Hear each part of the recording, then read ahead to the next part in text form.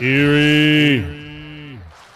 It's Monday, July 14th. Welcome back to another Flagship City Sports Talk brought to you by Quickfill.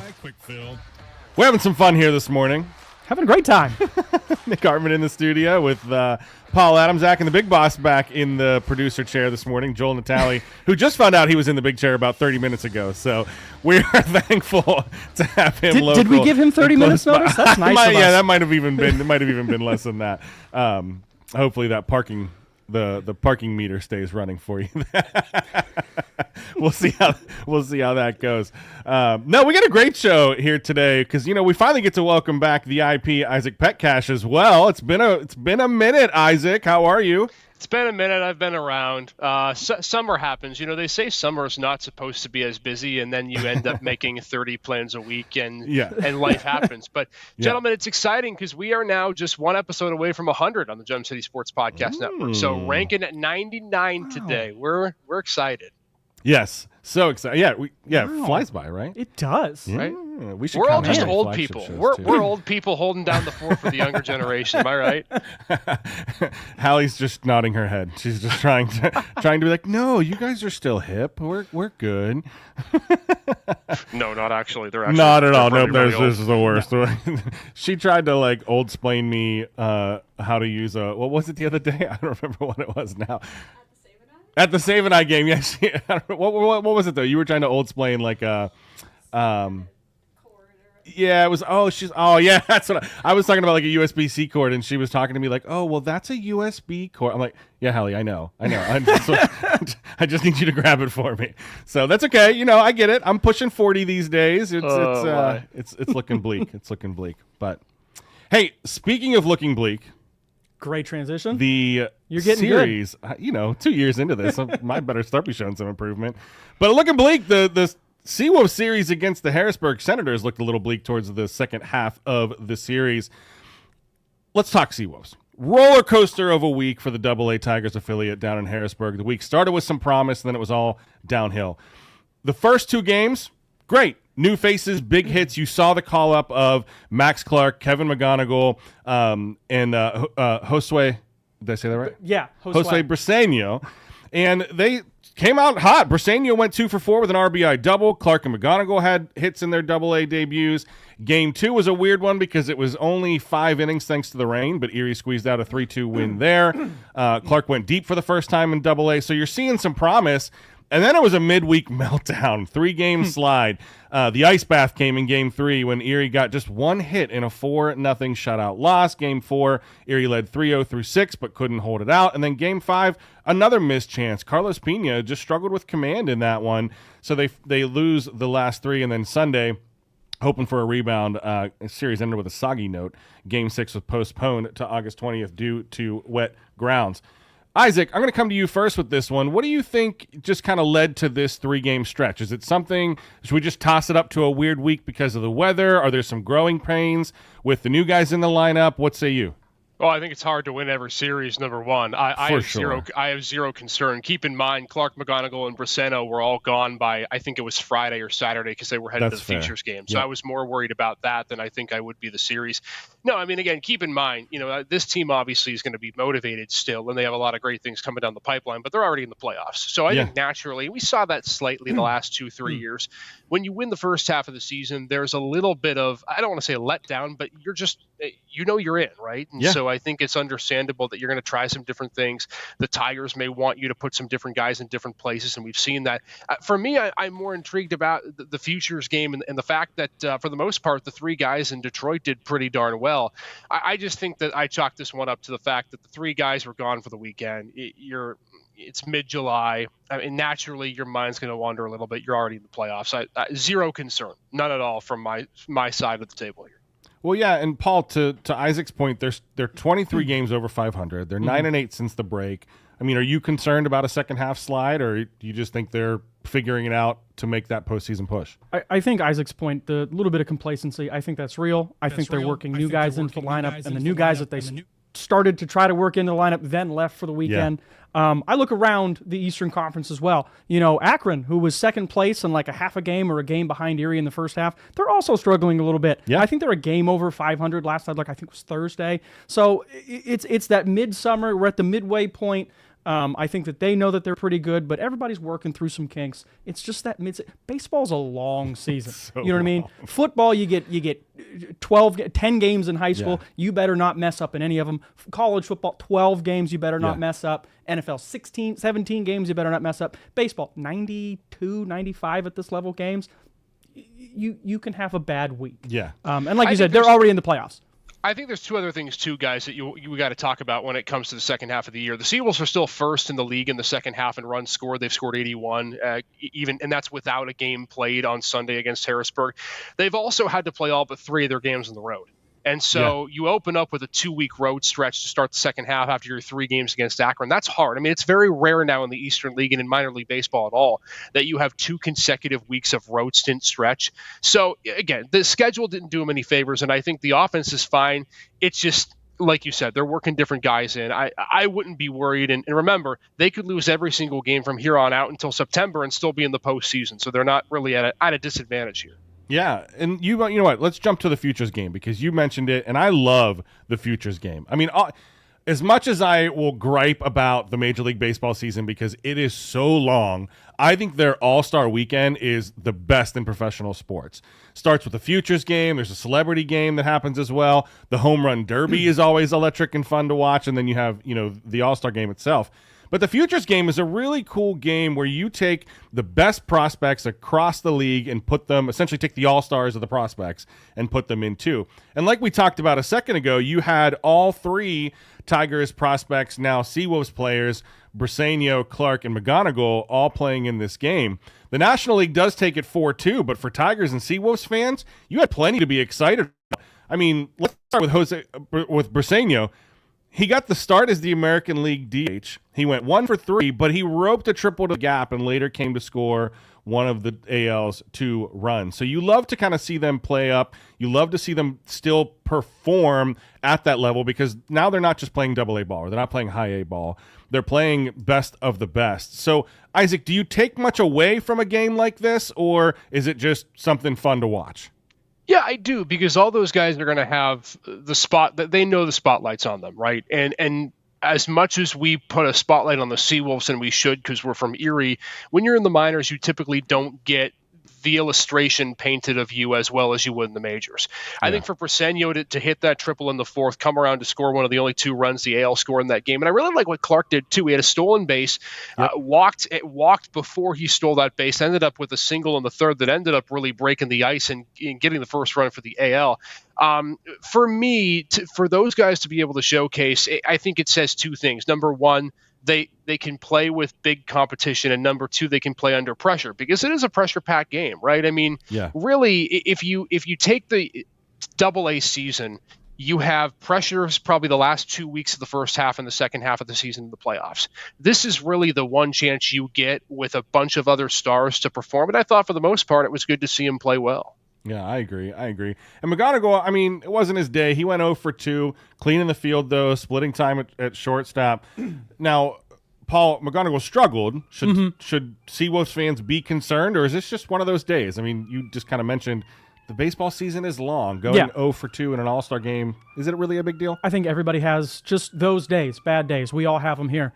I also think I'm having one now.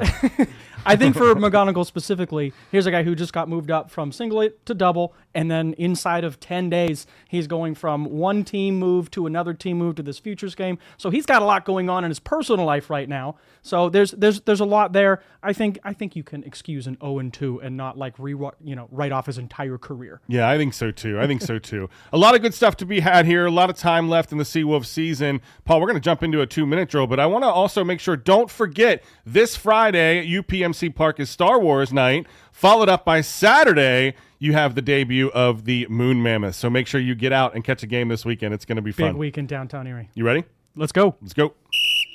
The Erie Otters filled out their bench staff for the 25-26 OHL seasons, naming 27-year-old Keenan Reynolds as an assistant coach alongside head coach Chris Millette. Reynolds, an OHL alum who played 92 games for Owen Sound and Flint, spent last season coaching in the QMJHL. Ken Peroff and Ryan Zapolsky return as assistants, and Megan Bryant joins as the new athletic trainer. Marie Georgia, a 2012 Mercyhurst prep grad and 5-time PIAA swimming champion, headlines the Erie County Aquatic Hall of Fame's 2025 class. Georgia and her 2010 state title relay teammates Vanessa Bering, Maria Tarbell, Riley Klomp, and coach Paula Allshouse will also be inducted August 3rd. Other honorees include Fred Evanoff, Mary Volker, Christelle Willis, Joseph Stark, the late David Hallman III, and Lifetime Achievement winner Keith Beckett. Gannon men's basketball head coach Easton Bozzoli announced 8 newcomers for the 25-26 season, adding 3 transfers and 5 freshmen.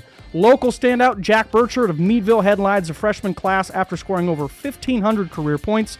Other freshmen include guards Julian Rivera and Jaden Calloway, and forwards Carter Wamsley and Lathan Coleman. Transfers include German big man Precious Intiaru and Australian twins Lucas and Mackenzie Morgan. Former Penn State Baron basketball star Tommy Durenzio will continue his career with Team Northwest in Ireland's Basketball Ireland Division 1 League.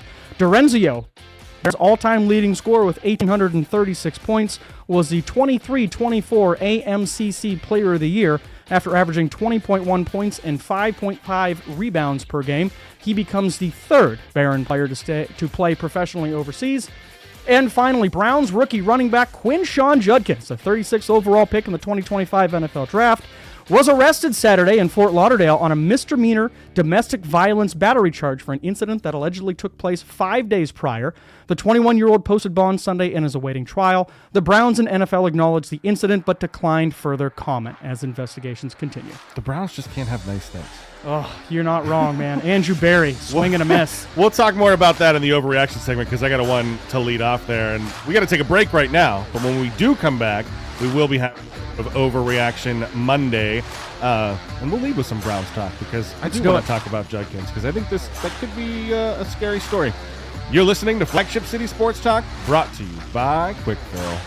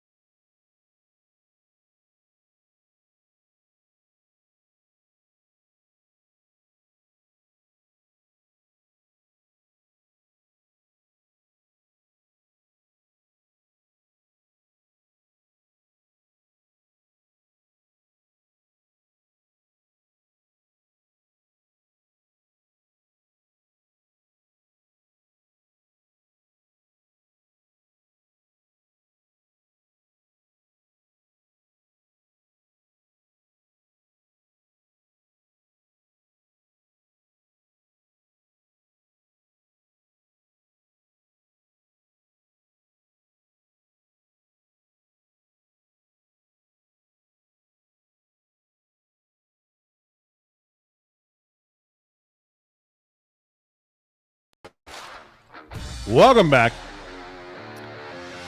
You're listening to Flagship City Sports Talk, brought to you by Quickfill.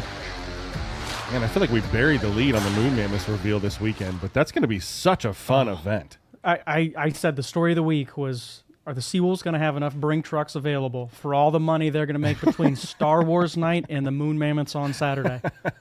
I went walking around the mall on Friday. I was like, there's got to be Moon Mammoths hats out yet. They're not out yet. Are you getting the Facebook ads from I got New them Era? the day after. Yeah. New Era, their targeted ad team was on it because Monday, we got off the air, and I think by 10:30 I started seeing New Era ads for the new hat. I'm getting 2 ads: the Erie Moon Mammoths and the Minnesota frozen pizzas. That's what is that? I don't know. I'll look it up later. We don't have time to get into that. Is frozen pizza just native to Minnesota?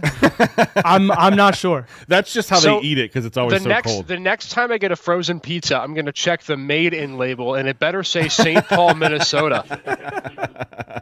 I just want to buy a hat and then sit in the freezer section at Giant Eagle and just go, yeah! And just Overreaction Monday is Minnesota-style pizza. Minnesota-style pizza. Hey, speaking of Overreaction Monday, let's jump into the segment. Noises! Okay, I'm going to go first. And Cleveland fans, I'm sorry. This is my fault. And I will take ownership of this. It is not a secret that I like to pick on the city of Cleveland. I do it on a daily basis. Yes, daily basis. However, every time I try to give the city and or their teams some pop, it goes wrong. Case in point, last year we're doing the season preview series, and we were picking who's going to win the AFC North. And I said the Cleveland Browns were going to win the AFC North. How did that go? Not great, Not great, Bob. Then we do our Keystone segment last week, and I identify Quinshad Judkins as my Keystone player for the year. I think the kid is going to have a great year. I think he needs to have a great year if the Browns are going to have a good year. And then he goes and gets arrested over the weekend. So, Cleveland fans, I'm sorry. Overreaction, not an overreaction. I am just a doomsayer for the city of Cleveland. Not an overreaction. If you could stick to not giving Cleveland any credit in anything whatsoever, anytime you try to build Cleveland up, it has you are the Jim Cramer of, of Cleveland sports. You are the inverse to whatever good happens to Cleveland, which isn't a lot. Well, there you go. Yeah, I'm going to take a different approach to this, Nick. You know I love you, but you make this overreaction topic seem like people should have empathy for you, like you feel bad that this is happening. You don't feel any empathy whatsoever. So not only is it not an overreaction that you're the Browns bugaboo, it's also an overreaction that you feel bad that this is happening. That's true. That's true. Maybe that part's just a flat out lie. And the worst part about it for Quinshon Judkins is at a position where the Browns need him, right? Nick Chubb's no longer on the team. They struggled at the running back position with a carousel of guys last year. And now it's what do you do? I mean, just from who knows how long this is going to be an issue, but it's just hard to see with Cleveland's backfield. I'm gonna go on top with another Browns topic, guys, if you guys don't mind, unless you have another one, Nick. No, go ahead. So Cleveland at this point, they can't stop shooting themselves in the foot, right? And we've talked about all that they're the organization that just they get the guys that nobody wants, and we see there's a reason why nobody wants them. So with the Judkins incident and, of course, the Myles Garrett drama, this team's filled with drama. So you know what? I'm going to go with an alternate approach here. I think Cleveland should embrace the drama. They should say, you know what? Who we have. And when healthy, Deshaun Watson should be put back as quarterback number 1 for the Browns. Wow. Because he you have to admit it, Paul, Nick, whether you want to admit it or not, he still is the best quarterback they have on their roster as of today. I don't think he's healthy at all for this upcoming season. I think he's, even if they wanted to play him, I don't think he can play. Let's just assume he comes back, because there's been reports out there that he could be ready by October, by November. Yuck. As a football coach, you don't have any off-season prep, and you're just barely healthy around week 8. No, thank you. I agree with you, but what have the Browns done that makes you think they're going to make that smart move? They should have pulled him halfway through last season, and they kept going with him. Do you think bringing him back would be a smart move? No, I don't think it's a smart move, but I think that's the move they're going to make. You think so? Yeah, absolutely. As soon as he's healthy, you're going to have ownership in the ear of Stefanski going, you're playing him, right? You're playing I think you're playing him. You're going to play, right? I think ownership already made their quarterback decision or put their imprint on the quarterback room already this year with the 5th round pick of Sanders. Yeah. So I think they're out on Watson. I think the Sanders pick was the admission of guilt, saying, all right, we screwed up on Watson. Yeah. We got to bring somebody else in who's popular, will sell jerseys, and can possibly compete for a starting job. And I think Watson may be given the opportunity because he's untradeable without paying a large portion of that contract. Basically, the Russell Wilson move. You'd have to pay him 95% of what he's owed to play elsewhere. I don't think the Browns want to do that. I wouldn't want to do that. I don't see that happening at all. I don't know if that's a overreaction or not an overreaction. I don't remember the question, but I don't think bringing Deshaun Watson into the fold is the right move. I think it's an overreaction. I don't think he's the best quarterback. Weirdly enough, I think Joe Flacco is the best quarterback on that roster. Don't hear what I'm not saying. Joe Flacco is not a good quarterback, but at this point in his career. So I do think it's an overreaction. I don't think that Watson has it left, and I think after he injured his Achilles and then injured it again, I think that's going to make him even less ready to play this year. And Haslam, to your point, I don't remember if it was Haslam or GM Andrew Berry in a press conference pretty much admitted that they swung and missed. They went for the home run and trying to just put everything into Deshaun Watson, and they admitted fault. They admitted, okay, it didn't work. So it had to be Berry already, I've never heard Haslam admit fault in anything. If you're admitting that they're wrong, then I think they're in a place where they're saying, okay, hey, we tried it. We're moving on. We'll honor his contract. We'll get through the injury. We'll take the hit, but no, I don't think he starts another game in the NFL. All right, we'll see. Time will tell. They need someone though at quarterback. They've got 5, and they really don't have any. I'm going to switch gears and go back to the SeaWolves, guys. This is a fun one. I think you guys will agree with me on this. I'll go 1 for 2. So the SeaWolves, as we know, get probably, as you mentioned, Paul, the biggest day that they maybe have ever had during the regular season on Saturday. And I'm pumped for the Moon Mammoths uniforms because I think they look cool. I think it's a sweet logo. And they're also going to wear them twice more, remember, on September 12th and 13th, right before the playoffs.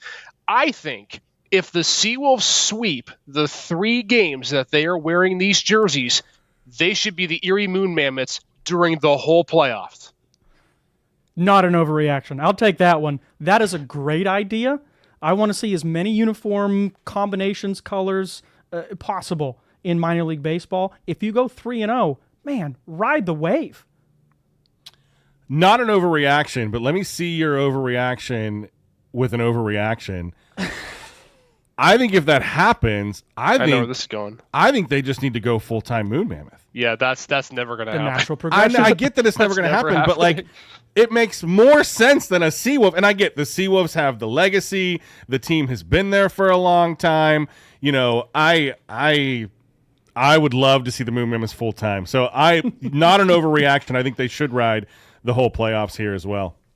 They would never do this, but you have to wonder if it got so popular, right? Like the 3 days in the regular season, people loved it. People are buying merch and things of that nature. Would you consider putting it to a vote?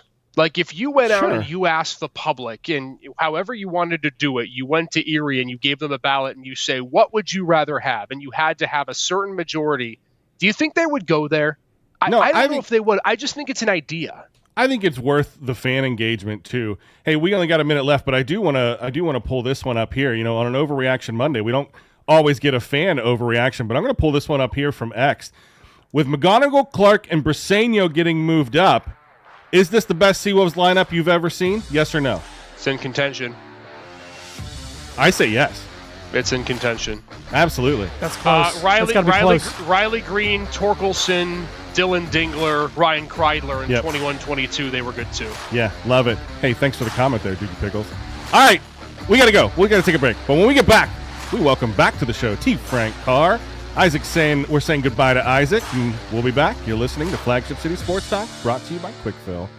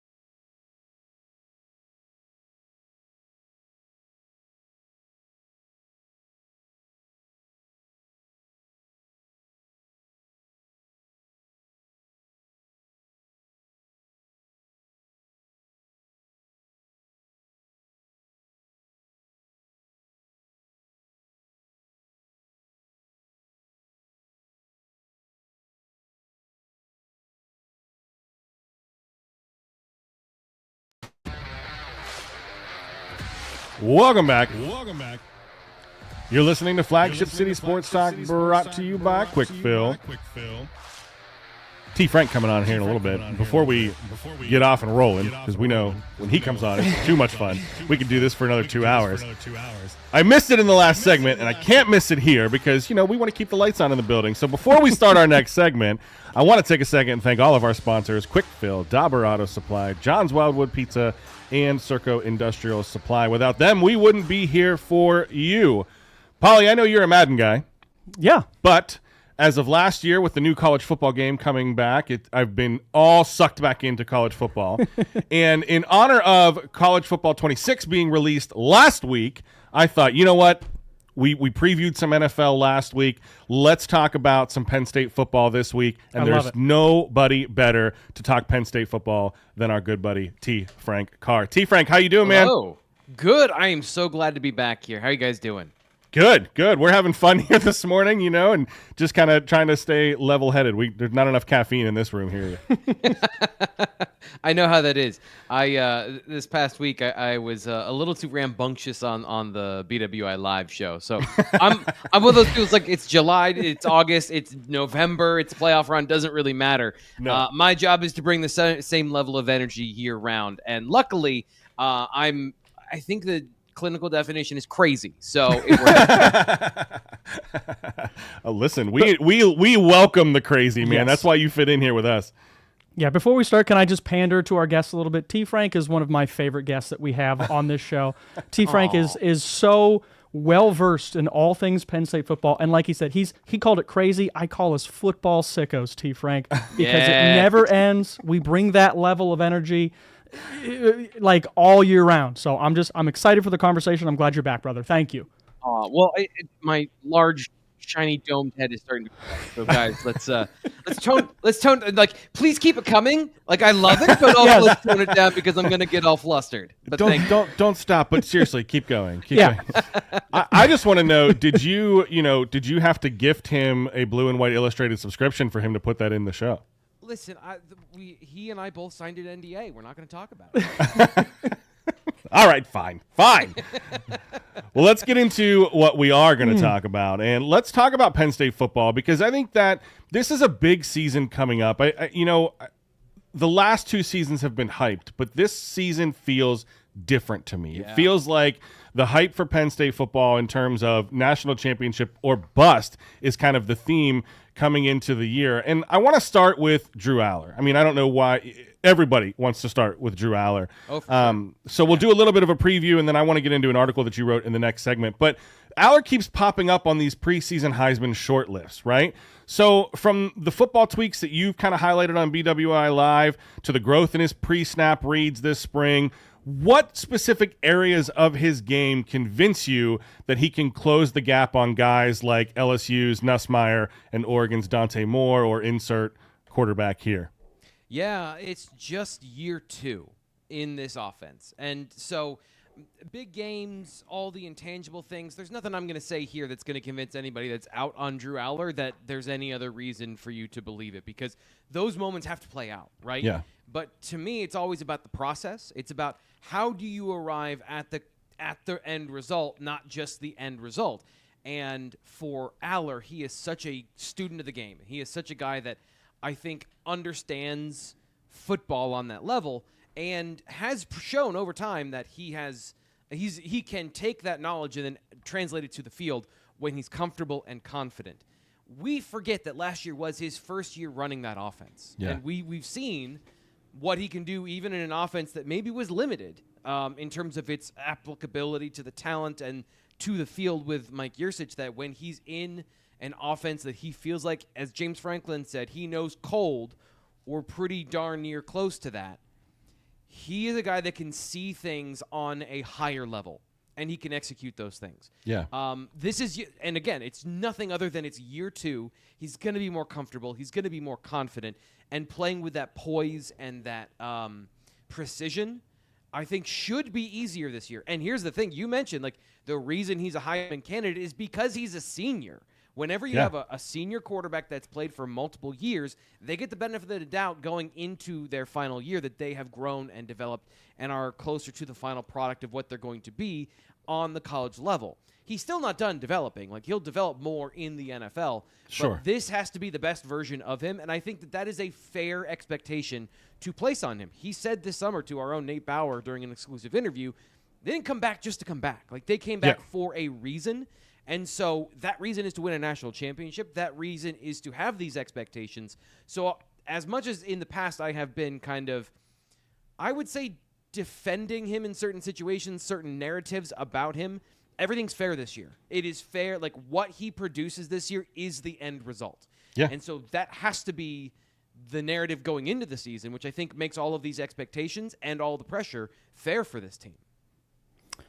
T. Frank, I like to consider myself a rational fan. I think there's so few of us.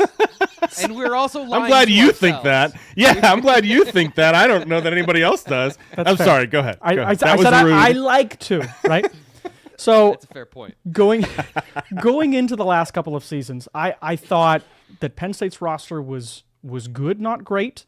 That they would get their 10 wins. They would be in a solid bowl game at the end of the year.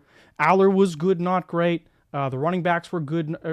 So they were a good team that would have a good record, but they weren't national championship caliber. This is probably the first year that I thought, wow, things are really coming together for this squad. They've got the number 1 and number 4 rated running backs in the nation. They've got one of, if not the best offensive line in the nation. Yeah. They have, and this is kind of the crux, they have a Heisman Trophy contender at quarterback. And he is, to me, the biggest question mark. Okay? When you have a guy who has NFL plans, and there's already people who have said, well, if he would have come out last year, he would have gone in the first round. I don't know that. I don't think that. There's a lot of holes in that game. He lost his number 1 receiving target, who was the 14th overall pick in Tyler Warren. His wide receivers last year were not great, and they're all gone. He's got 3 new guys coming in. USC's number 4, Troy's number 1, Syracuse's number 1, second year in an offense. And I think the strength of that team is going to be running the ball. Am I wrong to think that we are sort of overhyping Aller at this point for a team that's going to be really, really sound, really, really good, but they're going to make their money running the ball? So does he win the Heisman? I don't think so because of what you just pointed out. They're going to run the football, and that's going to be the basis of what they do. The passing attack has to be more efficient. And I think that's where his progression in the offense and then changing out those pieces at receiver does present the opportunity. And this is the point of the opportunity. Doesn't mean it's a guarantee. No, they didn't go out and get Zachariah Branch, USC's number 1 wide receiver. But they went out and they got a facsimile of what they wanted from Trey Wallace last year, which was a big-bodied, reliable target who will be who will fight for the football for you. They got Devontae Ross as a deep threat and a guy that can run more than just deep routes, but is a little bit undersized. Like, there's not the Tez Johnson comparison. He's not the uber shifty, gonna win a game of flag football or touch football. He's not that guy. But he has elements of that, and he has elements of being a really good deep receiver, despite maybe not being as fast as you might think from his film. And then Traber Pena, I call him a professional wide receiver. Dude knows how to get open and knows how to get to his spots against zone and knows how to create separation at the line of scrimmage to get open against man. He's going to be where you want him to be, and he's going to get open a good number of those reps. Now, there are going to be, Penn State plays the best, right? They play Oregon. They play Ohio State. They're going to play teams that stress those guys. And this is the point about Aller. You mentioned no Tyler Warren. I think that's somewhat of a blessing in disguise where you have the opportunity where Tyler Warren runs. What is Tyler Warren's 40? Does anyone know? No, that's the point. No, like they built their offense around a guy who runs in the low 4.6s, low 4.7s, high 4.6s, right? So the opportunity to be more explosive this year, if they shift the emphasis to other players, presents them the opportunity to be more efficient in the passing game. It is built around the offensive line and the run game, but the passing game is not built around any one player as of yet. That gives the opportunity to be built around Drew Aller. He's got 3 receivers that don't separate themselves in a crowd, so then the answer is the quarterback is the point guard. He's going to get the guys that are open the football. That's to me, that's the narrative I have this year. If that's what I think they're trying to build. The guys that are open are going to get the football. It does not matter if you have Nick Singleton in the progression or if you have Khalil Dinkins or Traber Pena. The guy open It's Aller's job to read the coverage and be merciless in his efficiency of finding the weaknesses in the defense. And that's how the offense and the passing game takes that step, despite what you outlined accurately as there's no number one wide receiver here. There's no guy you're going to go to. So, there are questions, but to me, I'm sorry, I'm traumatized by 40 years of Tom Brady. Right. Like, this is the Tom Brady approach. He's going to be the guy that gets the ball to the guy that's open. Yes, he's not going to force the it. Peyton Manning, exactly. You don't have a Randy Moss on the team that's like, well, I just chuck it deep and see what happens. Yeah. Yeah. This is actually Nick's turn to ask a question. I want to ask a quick inside baseball question here real quick. Sure. Drew Aller did not go to the Manning Passing Academy this year. Yeah. Which is kind of weird. All the other top guys were there, but Aller wasn't. Do you have any inside scoop? He was at a charity event, or he had his own football. Where was he during the Manning Passing Academy? Klubnik was there. Nussmeier was there. Sellers was there. All the big guys were there. Where was Aller?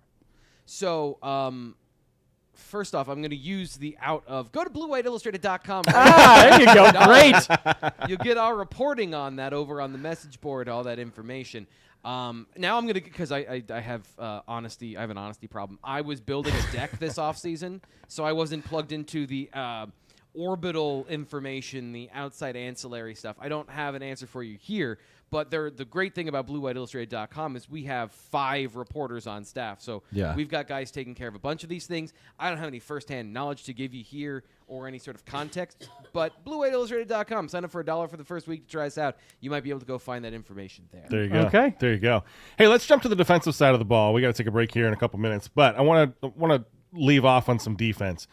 Jim Knowles arrives from Ohio State, bringing his aggressive 4-2-5. What you talked about this when we talked about Aller. It was Aller's first year in Kotelnicki's scheme.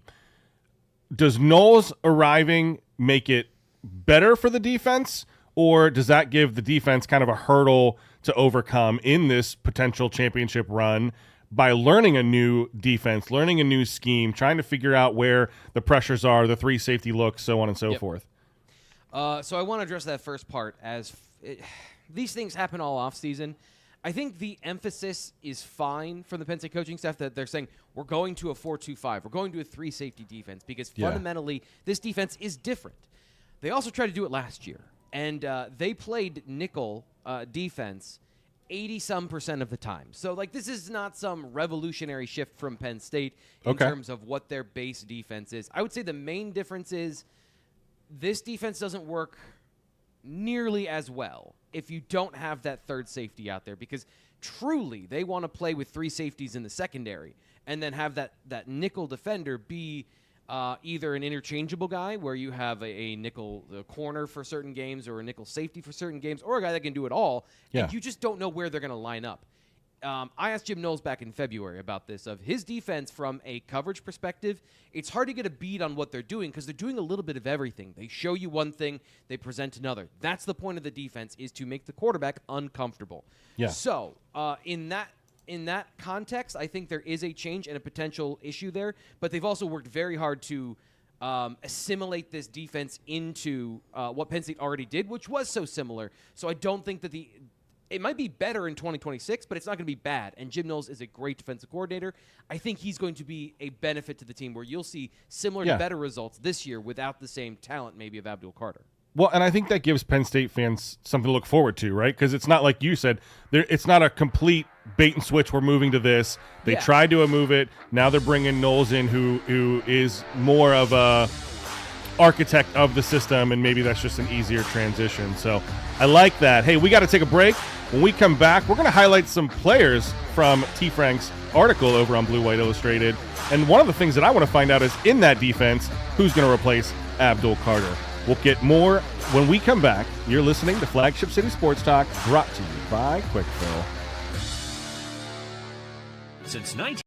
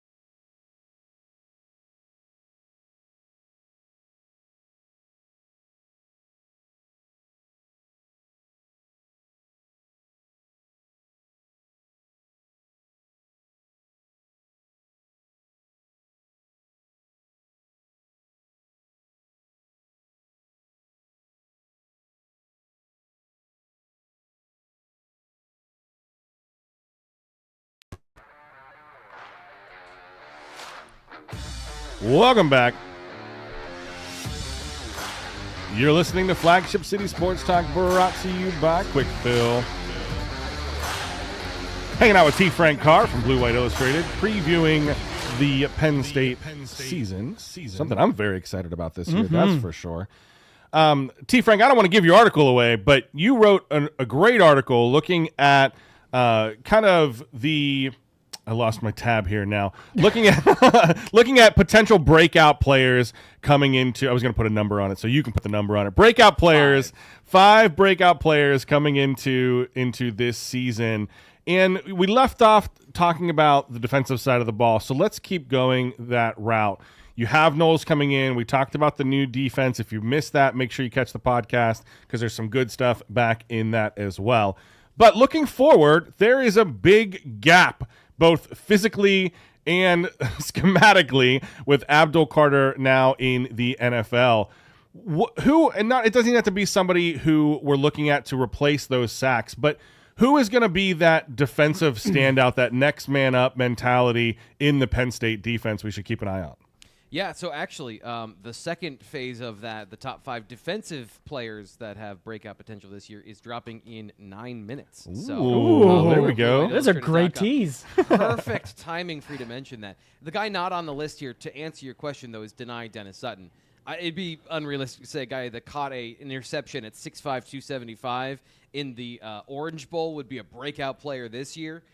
But that's the guy. If you're talking about a one-to-one replacement of Abdul Carter in terms of threat indicator, it has to be Deni Dennis Sutton, but there is none. Like, the answer is there is no replacement for Abdul Carter, but there was no replacement right away for Chop Robinson, and then Abdul Carter decided to switch to defensive end, and it was almost found money last year. If you think about it, he was a linebacker that converts to defensive end, and we all know he's a great pass rusher. We all know he had that ability, but it was a very crowded room when he moved there, before a lot of attrition in the offseason happened to create that opportunity for him to be what he was last year, which he then went out and absolutely crushed. Deni Dennis Sutton is a guy that has the traits. Physical, big, long, powerful guy that's worked to, I think, be more athletic throughout his career, be a little more explosive, and also bend a little bit better. That's the part that's always concerned me. Here's the thing, is he knows it. He's talked about it since day one. Pad level, bend. Those are his biggest traits that he needs to improve on. And now he's a senior, so this is, again, like Aller, it's his last opportunity to prove that he can do those things. Knowing him a little bit, interviewing him back when he was a rising senior back in 2022 makes me feel super old, but anyway, here we are. I bank on guys who put in the work, but there are certain limitations that each of us are presented by our own physiology. So he's just got to overcome that and be the guy for Penn State this year when they absolutely need pressure. He's always been a guy taking a backseat to a Chop Robinson and an Adisa Isaac or an Abdul Carter. Now there's nobody else I don't think that's going to supersede him. So that's the guy. That's the one that has to make it happen this year. No, I like it. And that's a good little tease for your upcoming article too. So I won't pull much more out of that. If you want to find out more, there's go 2 defensive ends because we don't know who the other guy is going to be, right? So who's opposite of Deni Dennis Sutton? 2 out of 5 on the list are defensive ends. So that gives you kind of an insight to the defensive conversation this year. No, I like it. Well, Paul took 2 questions in the last segment, so I'm taking 2 back-to-back here too. We talked a little bit about the receiver breakouts in the first segment, and we talked about Aller and Singleton and Allen. So here's my question. Penn State's offense, you kind of expect them, yes, they're going to put the ball in the hands of Aller to hopefully make those good decisions, to run the offense, to be that guy. But when you got guys like Nick Singleton and Katron Allen coming back, they're coming back for a reason, like you said. Yep. So how you have 3 receivers listed as potential breakouts in the offensive system this year, because we don't really know how that offense or how the target share is going to break out. How realistic is it for both Hudson, Ross, Pena to all break out in a system that really might only pass 25 times a game? Or am I undershooting my estimation there? No, I think it's fair. So this is the dicey decision here. First off, Treber Pena, after 900 yards in the Syracuse offense, I had a hard time saying, hey, he's going to be a breakout player at Penn State, when everyone's like, look, he's got 1,000 yards. Like, he's obviously the best in the portal, blah, blah, blah. So, like, I think it's down to who's going to be the breakout player. So I'm guilty of this. I call it EST syndrome. You got to find who's the biggest, who's the fastest, who's the strongest, who's the EST of the situation. And of these guys, I like that. The fastest is Devontae Ross, like the guy who's got proven chops as a deep receiver. He isn't Amari Evans in terms of size or top speed, but he's a way better route runner. He is a receiver that generates separation and then takes advantage of it. So if you're talking about breakout, and that means a lot of different things, but to me it means perception, big plays, yardage, points, emotional moments. I think Devontae Ross is going to be the guy that has the opportunity where he's both schemed up to make and then goes out and creates on his own deep opportunities for the Penn State offense. Because if you're a guy who catches 6 passes for 57 yards and maybe a touchdown, that goes under the radar for a guy like Kyron Hudson. That's more of his game versus Devontae Ross, 1 for 76, and everyone's talking about that after the game. So that's kind of the part, I guess, from that narrative perception that I think Devontae Ross is the guy. But Kyron Hudson, we all saw the catch he made against LSU in week 1 of last year. He has 2 or 3 of those in big-time moments, one of them for a touchdown. Yeah, that's a breakout performance where he has more yards and receptions than he had last year. And by the way, in that offense, he was still one of the most reliable players on that offense. They just featured other guys with more EST. They had more traits than he did, so they bumped him down the perception list a little bit. Yeah, no, I think that's fair. All right, we're getting toward the end, and I want to talk about. Basically, we've focused on the offense so much. And you mentioned Dennis Sutton on the defensive side of the ball. Penn State had 5 guys drafted this past spring. 4 of them were on the defensive side of the ball. Obviously, Abdul Carter, top of the draft. But they lost Kevin Winston Jr. in the 3rd round, Jalen Reed in the 6th round, Kobe King was drafted in the 6th round. Who in that, outside of the front 4, and even in the front 7, Noel's defense, as you mentioned earlier, Nick, 3 safety look. He's giving you a lot of different looks defensively, maybe than we've seen in Penn State in the last couple of years. Who in that secondary stands out to you as that difference maker on the back end for Penn State?